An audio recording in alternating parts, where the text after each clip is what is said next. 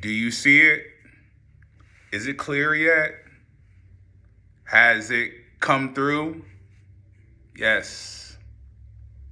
Venezuela's oil tanker was captured by the U.S. Yes. The Venezuelan population will increase in Guyana.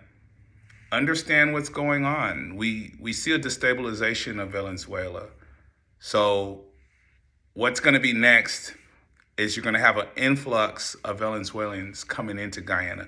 We know that that population is growing in Guyana as we speak now, but the Venezuelans within the next 10 years will be one of the biggest populations in Guyana if the Guyanese government does not put provisions in place to protect the Guyanese naturalized citizens.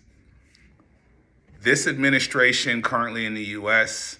is known to destabilize governments. Matter of fact, the history of the U.S. is known to destabilize governments. We've seen a play similar to this in Mexico when the peso was devalued. With NAFTA, if you look at the 90s, that's when you saw an influx of Mexicans coming into America and coming in mainly to California because this is what was happening when we saw a devaluation of the peso. And so what is going on in Venezuela is really nothing new when you're looking at the migrations of different populations into the nearest countries.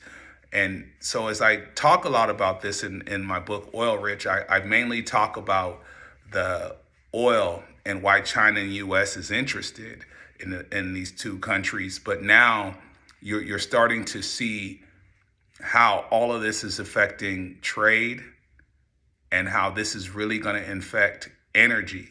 And the reason why energy is so important is because we need energy to power AI. And this is where Guyana will be the key player when it comes to powering AI and data centers. If you look at the top trends right now in technology, it's AI. And in order for AI to happen, you have to have energy.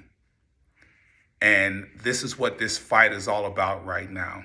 And this is why China is so involved in Venezuela in the back end, but China is also involved in Guyana. So as I keep saying, things will be brewing. And so as Guyanese citizens, this is where you have to ensure your paperwork is in place as far as your land. And if you have young kids, the University of Guyana is pivotal right now more than anything.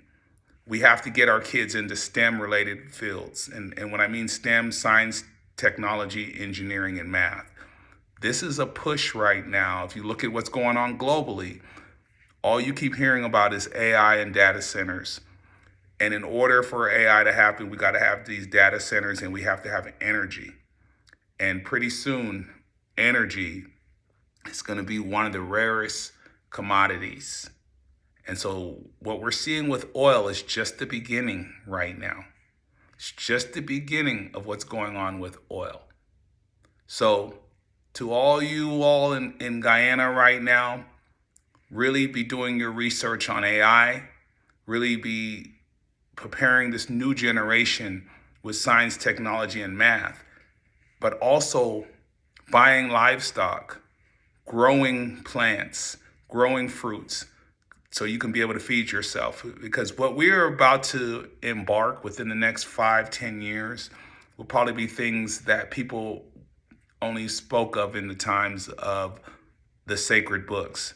And so with that being said, once again, my name is William Smith, the author of Oil Rich, A Brief History of Guyana, and why China and the U.S. is interested in Guyana. And I've been saying this for years